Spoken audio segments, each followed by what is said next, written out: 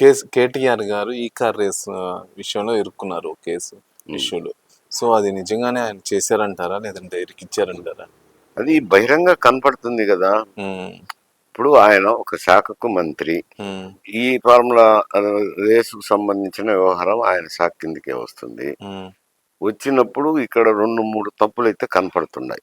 ఒకటి, రాష్ట్ర నిధులు వాడుకునేటప్పుడు ముఖ్యమంత్రి గారి కుమారుడు అని తన కొద్ది నిర్ణయాలు తీసుకునేదానికి లేదు. అది కేబినెట్ ఆమోదించాలా.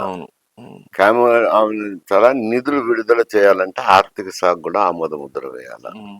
అవి రెండూ జరగలేదు. తర్వాత ఎంఓయు ఎంటర్ కాకముందే వారం ముందే ఈ డబ్బులు 55 కోట్లు హెచ్ఎండిఏ నుంచి ట్రాన్స్ఫర్ చేశారు. అది ఒప్పందం కాకముందే చేసినారంటే అర్థం ఏమి వస్తుంది? తప్పే. రెండోది, ఇది డాలర్లలో పే చేసినారు, విదేశీ మార్క ద్రవ్యంతో పే చేసినారు. అంటే అది నిబంధనలకు విరుద్ధం. Reserve Bank of India permission తీసుకున్నాకనే విదేశాలకు నిధులు పంపించాల్సి ఉంటుంది.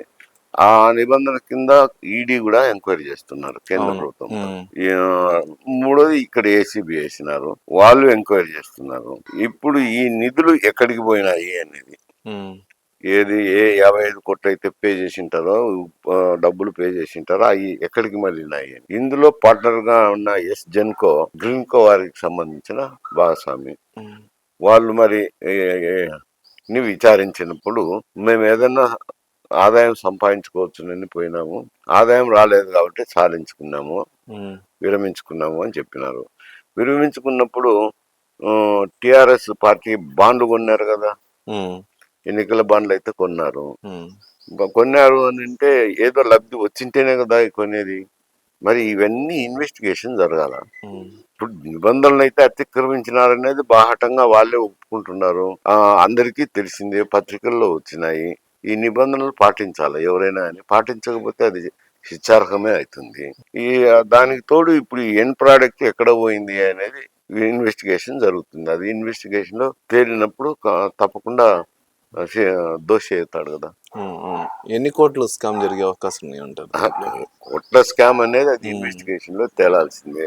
ఇప్పుడైతే 55 కోట్లు నిబంధనలకు విరుద్ధంగా పే చేసినారనేది వస్తుంది. వాళ్ళు బాండ్లు కొన్నారని గ్రీన్కో వాళ్ళు కూడా, అది కూడా ఇన్వెస్టిగేషన్ కొంతవరకు ప్రూవ్ అయింది. మిగతాటి కూడా ఎక్కడికి పోయింది 55 కోట్లు అనేది తేలాలి కదా. తేలినప్పుడు ఇవన్నీ శిక్షార్హం అవుతాయి.